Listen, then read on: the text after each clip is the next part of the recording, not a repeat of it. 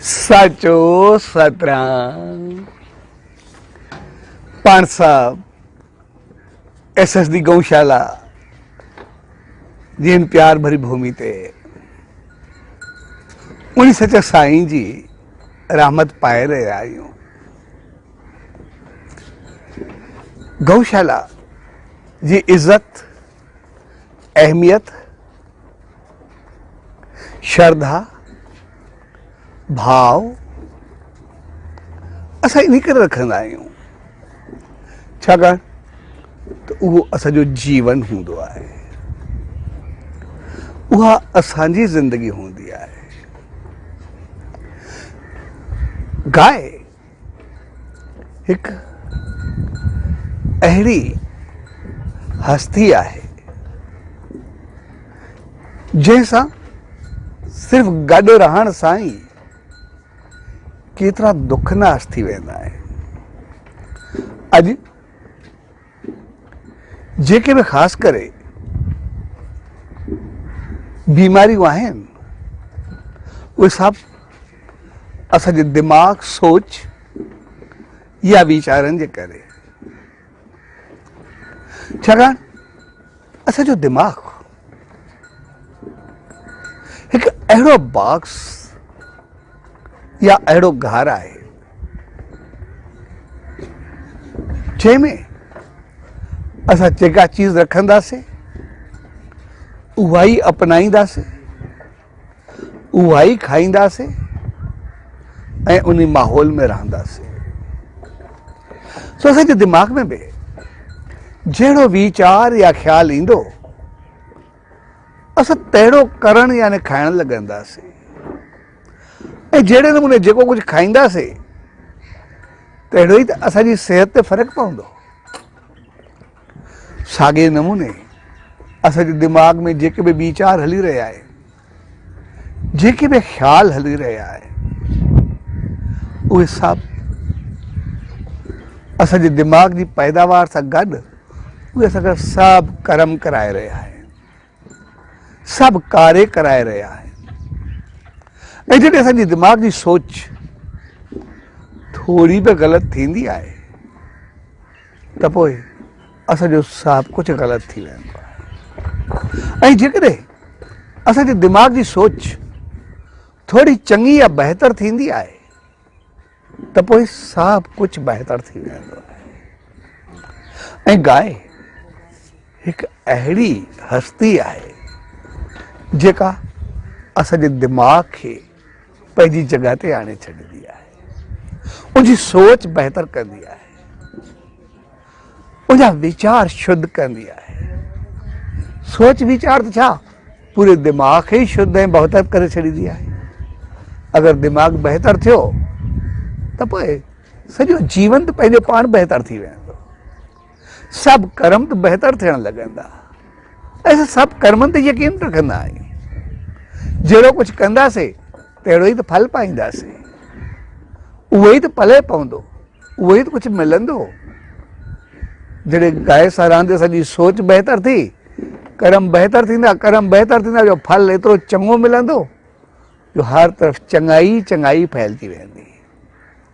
इज़त मान शान सुख समृद्धि उहो सभु इन करे छाकाणि त कुदरत गाय खे अहिड़ो बनायो आहे जो गाय जे न सिर्फ़ मुंहं मां साह खणण मां पर उनमें जेके किरोड़े सोराख़ थींदा आहिनि, वार थींदा आहिनि, उन्हनि मां बि जॾहिं उहो साह खणंदी आहे त पूरो ऑक्सीजन ॿाहिरि छॾींदी आहे। ऐं जेको बि उन ऑक्सीजन में रहंदो त पोइ ईअं ई आहे। असां ॾिसंदा आहियूं असां पंहिंजी ऑक्सीजन खणी करे त जीवन वठंदा आहियूं ऐं कार्बन डाइऑक्साइड यानी ख़राबी फिटी करे असां बहितर थींदा आहियूं। जेको असांखे कुदरत जो संदेश आहे त हमेशह पंहिंजे जीवन में ऑक्सीजन यानी बहितर चङाई ख़ूबी मालिक जी रहमत नाम ध्यानु सिमरन उन खे वठियो, चङनि कर्मनि खे सत्कर्मनि खे बहितरनि खे गुणनि खे इख़लाक़ खे किरदार खे उन खे पंहिंजे जीवन में ऑक्सीजन वांगुरु आणियो ऐं कार्बन डाइऑक्साइड वांगुरु पंहिंजो गंद किचिरो सभु ॿाहिरि छलाए छॾियो। पंहिंजूं ख़राबियूं, अवगुण, दुर्गुण, ग़लति भाव, ग़लति सोच उन्हनि खे उछलाए छॾियो। ऐं गांइ हिकु हिकु श्वास में ऑक्सीजन भरे छॾींदी आहे। ऐं असां ॾिसंदा आहियूं उन ऑक्सीजन, चङाई ऐं गुणनि जो प्रभाव, त उनखे बि अगरि ॾिसंदासीं त जेकॾहिं असां पंहिंजे जीवन खे ॾिसंदासीं, जेके घरनि में, बंगलनि में, फ्लैटनि में या अंदरि रहंदा आहियूं,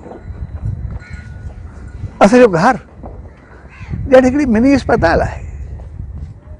असां पाण ॼण मुना डॉक्टर थी वेंदा आहियूं, कुझु पुछंदा बि कोन आहियूं, पाण दवायूं खाई छॾींदा आहियूं ऐं स्टोर ते बि कोन वठणियूं पवंदियूं, पंहिंजे घर में ई पयूं हूंदियूं आहिनि, उहे खणी छॾींदा आहियूं। यानी असां केतिरो थींदा आहियूं। पर जेके गांयुनि सां गॾु रहंदा आहिनि, खाईंदा बि उते आहिनि, उनजे गोबर में, उनजे उछलाव में, गांयुनि सां गॾु खाइनि उते, रहनि उते, सुम्हनि उते, ऐं एतिरो उते साफ़ सुथरो माहौल बि कोन्हे हूंदो। जॾहिं त हिते केतिरो साफ़ सुथरो माहौल आहे। हर रोज़ सॼी जॻह खे धोइजे, साफ़ कजे, हिकु हिकु नाली खे साफ़ कजे ऐं गांयुनि खे सनानु कराइजे, गांयुनि जी शेवा कजे, उन्हनि खे खाधो पीतो सभु कुझु आहे। पर इहा चीज़ हर जॻह ते कोन्हे हूंदी, हर जॻह ते उहो साफ़ सुथरो माहौल कोन्हे मिलंदो। पर उनजे बावजूदि बि उते जेके रहंदा आहिनि, असांखे बिल्कुलु सिहतमंद, बहितर, ख़ुशहाल ॾिसण में ईंदा। उनखे गोरी ज़रूरत बि कोन्हे पवंदी, छाकाणि त चइनी तरफ़नि खां ऑक्सीजन में रहंदा आहिनि, गुणनि में रहंदा आहिनि, गांयुनि जे किरदार ऐं इख़लाक़ में रहंदा आहिनि। तंहिंजे करे जंहिं जॻह ते गांइ हूंदी उते सिहत, हेल्थ, बहितर दिमाग़, सोच, किरदार, इख़लाक़, सत्कर्म, बहितर मालिक जी रहमत सभु कुझु मिलंदो। ऐं जेकॾहिं उन गांइ जी शेवा कजे त पोइ जीअं गांइ मुस्कुराईंदी आहे, तीअं पूरी प्रकृति, नेचर मुस्कुराईंदी आहे। तंहिंजे करे गांइ खे जेतिरो ख़ुशि रखंदासीं ओतिरो पूरी नेचर ख़ुशि रहंदी आहे। ऐं अॼु असां गहराई सां ॾिसंदासीं, इहो बिल्कुलु तजर्बाती तौरु आहे, साइंटिफिकली आहे, साइंसदाननि ते तहक़ीक़ कई आहे त अॼु जेका सोनामी, तकलीफ़, नेचर जूं आपदाऊं ऐं जेके बि तूफ़ान ऐं माहौल जी ख़राबियात आहे, उनमें घणो असरु गांयुनि खे दुख ॾियण जे करे बि आहे। जेकॾहिं गांयुनि खे सुख ॾींदासीं त नेचर बहकी उथंदी आहे, सॼो घर बहकी उथंदो आहे। जेकॾहिं गांइ खे दुखी कंदासीं त पोइ सभु कुझु दुखी थी वेंदो आहे। पोइ हिकिड़ी तहक़ीक़ आहे त जहिड़े नमूने असां पंहिंजे घर खे ॾिसंदासीं, अगरि कॾहिं कोई मर्द घर में मुस्कुराईंदो आहे त केॾी ख़ुशी छाइबी आहे। पर अगरि हू चिल्लाईंदो आहे, क्रोध कंदो आहे, कावड़ कंदो आहे त केतिरो ख़राबु लॻंदो आहे। पर जेकॾहिं उनजी औरत उनजी जॻह ते उहा मुस्कुराईंदी आहे त पोइ घर बहकंदो आहे। पर अगरि उहा चिल्लाईंदी आहे, क्रोध कंदी आहे, साड़ कंदी आहे त ॼण सॼो घर जलंदो आहे। साॻे नमूने हिकिड़ो ॿारु नंढड़ो अगरि उहो पेर खणंदो आहे, मुस्कुराईंदो आहे, खिलंदो आहे त सभिनी जी दिलि ई खुली पवंदियूं आहिनि, सभु ख़ुशी में बहकी उथंदा आहिनि। पर जेकॾहिं ॿारु रड़ंदो आहे, थोरी दुखी थींदो आहे त पोइ सॼे घर जो माहौल हेॾे होॾे थी वेंदो आहे।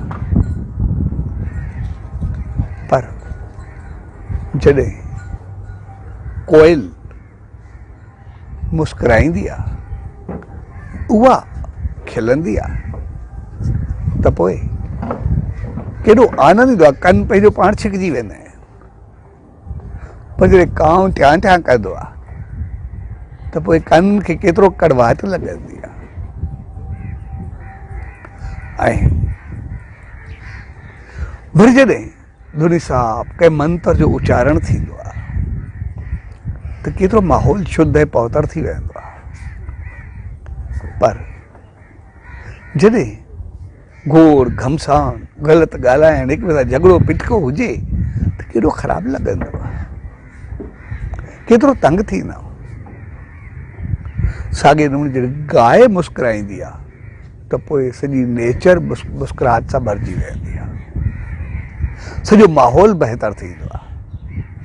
ऐं जॾहिं गांइ रड़ंदी आहे त नेचर रड़णु लॻंदी आहे, उहा इन करे रड़णु लॻंदी आहे, इन करे नेचर रड़ंदी आहे छाकाणि त जॾहिं मर्द ॻाल्हाईंदो आहे, मर्द जे आवाज़ खां औरत जो आवाज़ वधीक बहितर लॻंदो आहे, छाकाणि त मर्द जॾहिं ॻाल्हाईंदो आहे उन वक़्तु 150 वेव्स उथंदियूं नी जेके सभिनी ते असरु कंदियूं नी। पर जॾहिं मर्द जी भेट में औरत ॻाल्हाईंदी आहे उनखे वधीक अहमियत ॾिनी वेंदी आहे, उनजे आवाज़ में दम हूंदो आहे, अहमियत औरत जे आवाज़ खे उनजी ॻाल्हि खे वधीक ॾिनी वेंदी आहे, छाकाणि जॾहिं हो ॻाल्हाईंदी आहे उन वक़्तु 250 वेव्स उथंदियूं नी, तंहिंजे करे उहा अहमियत पकड़ींदी आहे। हर को औरत जी ॿुधंदो आहे, मर्द जी कोई घटि ॿुधंदो आहे जेका उहो चवे। पर जॾहिं कोई ॿार ॻाल्हाईंदो आहे ॾिसंदा आहियूं लफ़्ज़ में भॻा टुटरा हूंदा आहिनि, उबता लफ़्ज़ ॻाल्हाईंदो, अलाए छा ॻाल्हाईंदो, कोई लफ़्ज़ सम्झ में ईंदो कोई न ईंदो, ऐं खेचल में अजीब क़िस्मनि जूं कंदो, कॾहिं ऐनक में हथु विझंदो, कॾहिं वारनि में हथु विझंदो, कॾहिं काई खेचल कंदो। थियण त ईअं खपे असां ॿार खे उनजा लफ़्ज़ बहितर कयूं, उनखे सेखारियूं, उनजा अमल ऐं किरदारु बहितर कयूं, उनजी हली चली बहितर कयूं। जीअं असां ॿार खे सलीक़ो सेखारियूं, पर असां ॾिसंदा आहियूं त थींदो उल्टो आहे, बजाए ॿार खे पाण जहिड़ो करण जे असां ॿार वांगुरु थी वेंदा आहियूं, उन वांगुरु भॻा टुटरा लफ़्ज़ ॻाल्हाईंदासीं, उन वांगुरु खेचल करणु शुरू करे ॾींदासीं, उन वांगुरु हथु चोई कंदासीं। ऐं अञा ॿार जे चवण ते जेकॾहिं सही माना में चऊं त गॾा ऐं घोड़ा थी करे बीह रहंदासीं, भई तूं घोड़े ते चढ़ सां पुठी कंदा, यानी ॿार सां त केतिरो असरु कंदो आहे। उहो इन करे छाकाणि जॾहिं ॿार ॻाल्हाईंदो आहे उन वक़्तु साढा 300 वेव्स उथंदियूं नी जेके असांजे पूरे दिमाग़ खे कैप्चर करे वठंदियूं नी, संभाले वठंदियूं नी, असांखे होश ई न रहंदो आहे, असां ॿार वांगुरु थी वेंदा आहियूं। पर जॾहिं कोयल ॿोलींदी आहे त सभिनी जा कन खड़ा थी वेंदा आहिनि, सभिनी जो ध्यानु उन पासे हलियो वेंदो आहे, छाकाणि जॾहिं कोयल ॿोलींदी आहे त पोइ उन वक़्तु साढा 500 वेव्स उथंदियूं नी जेके सभिनी जे दिमाग़ खे पाण ते खींचे वठंदियूं नी, पाण जहिड़ो करे छॾींदियूं नी। हर कंहिंजो ध्यानु कोयल ते हलियो वेंदो आहे, इन करे कोयल जी अहमियत आहे। इन करे को सुठो ॻाईंदो आहे, सुठो ॻाल्हाईंदो आहे, प्यार हूंदो आहे, मोहबत हूंदी आहे, उनजी कशिश हूंदी आहे उनजे आवाज़ में, त चवंदा कोयल वारो आवाज़ अथसि, कोयल वांगुरु पियो ॻाल्हाए। पर जॾहिं असां सभु मिली करे धुनी साहिब जो, सुखद मंत्र जो, गायत्री मंत्र जो या मंत्र जो उच्चारण कंदा आहियूं त पोइ अगरि सुर में कंदा आहियूं, बहितर अंदाज़ सां कंदा आहियूं त उन वक़्तु साढा 700 वेव्स उथंदियूं नी। ऐं पोइ जीअं जीअं असां प्यार में, मोहबत में, श्रद्धा में, विश्वास में, सुर में ईंदा वेंदासीं, उहो श्रद्धा विश्वास सभु कुझु एतिरो भरिजी वेंदो जो पूरे माहौल खे ई मुअतर करे छॾींदो। उते जेका नेगेटिविटी, ग़लती, ख़राबी हुजे उहा सॼी ख़तमु थी वेंदी आहे। तव्हांखे शुद्धता ऐं पवित्रता जेका ईंदी आहे, असां सभिनी खे एतिरो सकून, शांती, तरावत एतिरी ईंदी आहे जो असांखे कोई टेंशन रहंदो ई कोन्हे, असांजो दिमाग़, असांजी सोच, असांजो जीवन बहकी उथंदो आहे। पर जॾहिं गाय प्यार में हूंदी आहे, मुस्कुराईंदी आहे, उहा गॾु रहंदी आहे, उहो जेको प्यार में, मुस्कुराहट में, ख़ुशी में जेके श्वास छॾींदी आहे त पोइ उन वक़्तु 12,600 वेव्स उथंदियूं आहिनि। ऐं पोइ उहा शुद्धि, पवित्रता ई दिमाग़ खे, सोच खे एतिरी त बहितर लॻंदी आहे जो दिमाग़ जूं सभु बीमारियूं, दुख सभु ख़तमु थी वेंदा आहिनि ऐं इंसानु हिकदमि नओ नओ बहितर ऐं चङो थी पवंदो आहे। उनजा सभु दुख दूर थियणु लॻंदा आहिनि। असां वटि इहा परंपरा आहे, असां वटि शुरू खां आहे। पर हाणे त यूरोप में, ऑस्ट्रेलिया में काओ थेरापी शुरू थी आहे। काओ थेरापी छा आहे, उहो त हज़ारे रुपया वठंदा आहिनि, सिर्फ़ु हिकु हिकु कलाक जा, सिर्फ़ु थोरे टाइम जा जेको असांखे विहारींदा आहिनि। उहे छा कंदा आहिनि, गांइ खे रखंदा नी, पालतू गायूं रखंदा नी, उनखे जे विढ़ण वारियूं न हुजनि, सुठियूं हुजनि, उन्हनि खे वेही करे कलाक ॿ माण्हू खे गांइ सां गॾु छॾींदा आहिनि। जेके जेके मेंटली अपसेटिंग हूंदी आहे, टेंशन हूंदो आहे, तनाव हूंदो आहे, परेशानी हूंदी आहे या का बीमारी हूंदी आहे, त उन्हनि खे उन सां गॾु छॾींदा आहिनि ऐं हू गांइ सां गॾु वेहींदा, गांइ सां भाकुर पाईंदा, हथ हलाईंदा। हथ हलाइण, भाकुर पाइण या उन सां गॾु वेहाइण में बि उहो हज़ारे रुपया वठंदा आहिनि। जेका हुनखे हाणे गांइ जी काओ थेरापी शुरू कई अथनि। असां शुरू खां गांइ जी शेवा, गांइ सां बहितर वहिंवार, गांइ सां हलत असांजी त परंपरा आहे।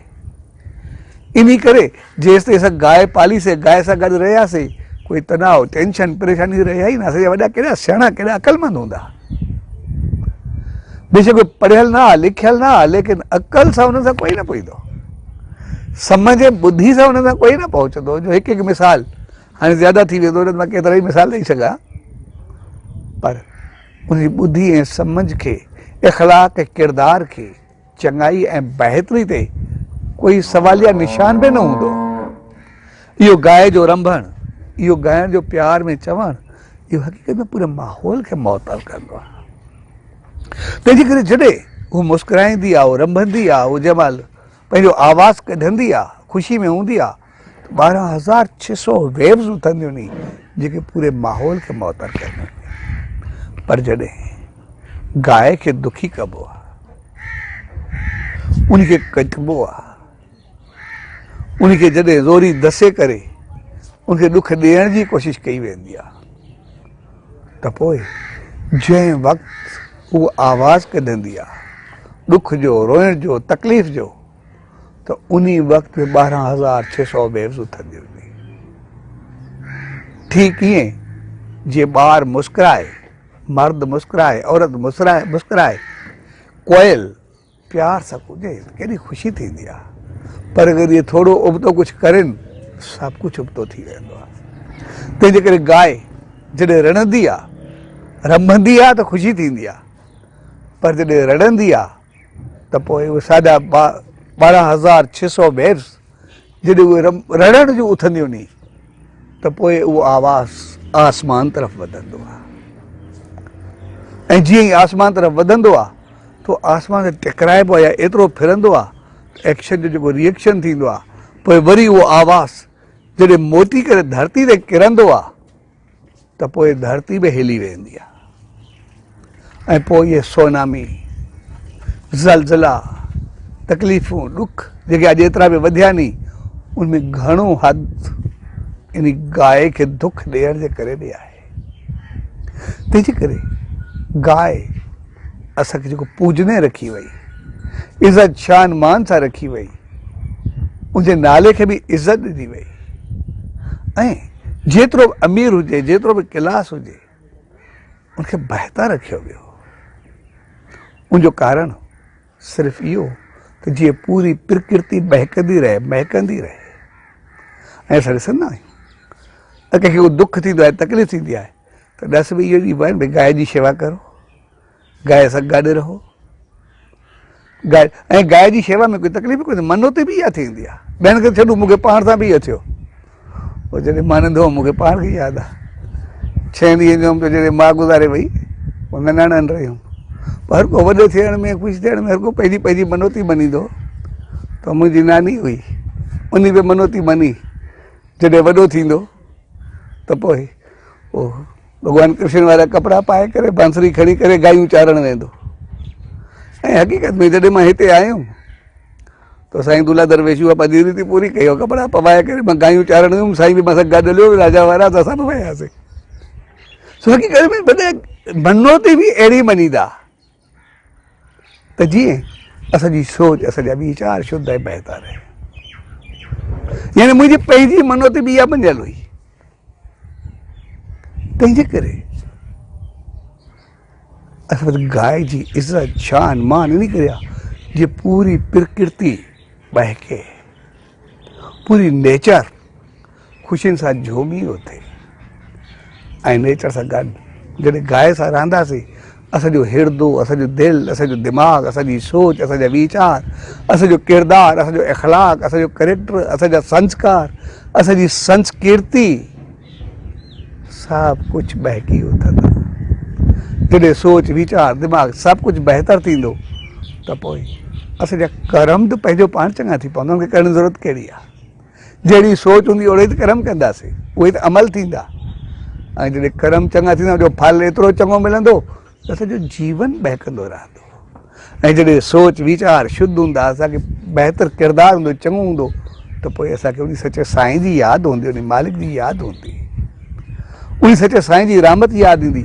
ऐं जॾहिं उन सचे साईं जो असां नेम ध्यानु सिमरन कंदासीं त पोइ असांजो लोक बि सुहिलो हूंदो ऐं परलोक बि बहितर हूंदो, सभु कुझु चङो थी वेंदो। तंहिंजे करे अॼु पाण उन SSD गौशाला में जंहिंखे सचे साईं शुरू कयो ऐं सचे साईं जे जीवन खे ॾिसंदासीं, उन्हनि भगत साहब खे त स्पेशली कृषि लीला सेखारण जे लाइ मोकिलियो, ॻाईंदे वधण जे लाइ सेखारियो। ऐं तक़रीबन जेके बि सिंध में गौशालाऊं आहिनि तो तक़रीबन या त बर्पा कयल हूंदियूं सचे साईं जूं या भगत साहब जूं, या उन्हनि में सहयोग ज़रूरु ॾिनल हूंदो। ऐं उन वक़्त में जॾहिं हिकु पैसो बि वॾी ॻाल्हि हूंदी तो सचे साईं जो भगत साहब जे जीवन चरित्र मिलियल आहे। उन वक़्तु जॾहिं गौशाला जे नाले ते चवंदा त शेवा में कुझु ॾियो, त जॾहिं माण्हू 100 रुपयो ॾिसण बि वॾी ॻाल्हि हूंदी, हुजण त वॾी ॻाल्हि आहे पर ॾिसण बि वॾी ॻाल्हि लॻंदी, उन वक़्त में कॾहिं 8,000 कॾहिं 10,000 कॾहिं 12,000 गॾु थी वेंदा। ऐं गौशाला जूं केतिरियूं ज़मीनूं, खाधा पीता, गौशाला उन्हनि सां एतिरो हलंदी जो अॼु ताईं बि गौशालाउनि खे केतिरियूं प्राप्तियूं हूंदी, केतिरो कुझु आहे। तंहिंजे करे गौशाला या गांइ जी बहितरी उन सचे साईं जेका असांखे उहा रहमत ॾिनी, भगत साहब खे सम्झायो ऐं उन जेका शेवा कई, हक़ीक़त में उन सॼे जीवन खे संवारियो। अॼु पाण सभु उन SSD गौशाला में पाण सभु गॾु थिया आहियूं ऐं उहा चीज़ असांखे यादि थी ॾियारे त उहे त अॼु काओ थेरापी उन्हनि शुरू कई आहे, असांजी त परंपरा आहे। तंहिंजे करे असांजी दिलि दिमाग़ सोच वीचार प्रकृति सदाई लहलाइती आहे ऐं उहा सदाई बहितर थींदी आहे। ऐं जॾहिं असां गांयुनि सां गॾु रहंदासीं, सोच बहितर हूंदी, असांजो अंदरि ई बहितर थींदो। तंहिंजे करे गांइ उहा पालण जे लाइ, शेवा जे लाइ, ऑक्सीजन वठण जे लाइ, जीवन वठण जे लाइ आहे त असांजो जीवन ॾिए थी। तंहिंजे करे उनजो जीवत रहणु तमामु ज़रूरी आहे। ऐं गांइ जी उहा ख़ूबी आहे त बेशक उहो जॾहिं खीर ऐं ॿार न ॾियण जी पोज़ीशन में हुजे, पोइ बि असांखे ॿार कोन्हे, पोइ बि जेका ऑक्सीजन ॾिए थी त उहो ॿार नथी ॾे, पर असांखे ॿारनि खां वधीक असांजी सिहत हेल्थ खे संभाले थी। इन करे गऊ माता चयो वेंदो आहे त माउ वांगुरु असांखे ऑक्सीजन ॾींदी रहंदी, असांखे पालींदी रहंदी आहे। उहो पंहिंजा ॿार ॼणणु बंदि कंदी आहे पर असांखे पालणु शुरू कंदी आहे। ऐं जॾहिं असांजी सोच अहिड़ी बहितर थींदी, इन करे गांइ कटण जे लाइ न पर गांइ पालण जे लाइ हूंदी, संभाल जे लाइ, शेवा जे लाइ हूंदी आहे। छाकाणि त असां प्रकृति खे, असां ज़मीन खे हमेशह ललहाईंदे ॾिसणु चाहींदा आहियूं, हरियो भरियो ॾिसणु चाहींदा आहियूं। उहा सदाई अगरि लहलाए त केॾी ख़ूबसूरती लॻंदी आहे। जॾहिं पाण टिण ॿूटा गाह सभु जॾहिं हवा में झूमंदा आहिनि त झूमंदा लहलाईंदा केॾा सुठा लॻंदा आहिनि। पर असांजी धरती लहू लिहा थियण जे लाइ न आहे, खून सां भरजण जे लाइ न आहे, उहा लहलाइण जे लाइ आहे। लहू लिहा थियण जे लाइ न आहे, उहा रत वाहिण जे लाइ न आहे, उहा झूमण जे लाइ आहे। प्रकृति सॼी झूमंदी आहे। वण टिण जॾहिं ख़ूब सारा घुमंदा, ॾिसंदा पखी हवाउनि में अचनि था, उन्हनि जा आवाज़ अचनि था त केतिरा सुठा लॻंदा आहिनि। तंहिंजे करे असांखे सेखारियो वेंदो आहे कंहिंखे रड़ त थियण न ॾिबे। इन करे असांखे वॾा चवंदा भई कुते जी रूड़ बि आसमान ते ई वेंदी आहे, यानी कुते खे बि दुखी न कयो, उहो बि न रूड़े।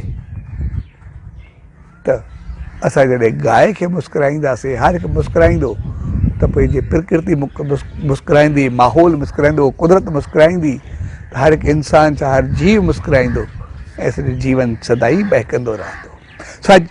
जंहिं प्यार भरी घड़ियुनि में सभु उन सच साईं जी रहमतुनि सां गॾु आहियूं, उन मालिक जी रहमतुनि में आहियूं, त उहो मौक़ो हक़ीक़त में असांखे जीवन ॾिए थो। ऐं असांजो जीवन तॾहिं सुखी रहंदो जॾहिं असां ॿियनि खे जीवन ॾींदासीं। असां उन गांयुनि जी, पखियुनि जी, पशुनि जी, सभिनी जी शेवा कंदासीं। ऐं हर रोज़ु मूंखे ॾाढी ख़ुशी आहे जेको गांयुनि जी, पखियुनि जी सो जेका बि शेवा थींदी आहे, इन करे ॾींहुं राति जेके पखी झूमंदा नी, घुमंदा नी, ऐं जेके हिते पखियुनि जा घर ठहियल आहिनि जिते हू आराम सां सुकून सां रहंदा नी, हर हिकु वण में तंबे ते। सो मालिक इहा सोच, उहा सम्झ असां सभिनी खे ॾे जिते इंसाननि सां गॾु पखियुनि पशुनि सभिनी जी शेवा हलंदी रहे। ऐं ईअं साफ़ु सुथिरो उन्हनि खे माहौल ॾियूं जे हिते आहे त जीअं उहे बि असां वांगुरु सुखी जीवन ऐं बहितर जीवन गुज़ारनि। छाकाणि त उहो ई उन्हनि जो ई जीवन असांजो जीवन आहे, उन्हनि जी ऑक्सीजन असांजी ऑक्सीजन आहे, उन्हनि जी शेवा असांजो वधणु आहे ऐं असां पंहिंजे जीवन खे वधाईंदा रहूं। सो उन सच साईं दर इहा ई अरदास त पाण सभिनी खे सुमत ऐं रहमत बख़्शे, जो ही धरती बि लहलहाए ऐं असांजो जीवन बि बहकंदो रहे ऐं हर हिकु झूमंदो ख़ुशि ऐं ख़ुशहाल रहे। सो सभिनी भाउरनि भेनरुनि ऐं सॼी संगत खे गौशाला जे प्यार भरे दर्शन ते पूज्य ॾेवरी साहब संत सतराम धाम राड़की साहब जे तरफ़ां आशीर्वाद, शुभकामनाऊं, वाधायूं। सचो सतराम, सचो सतराम।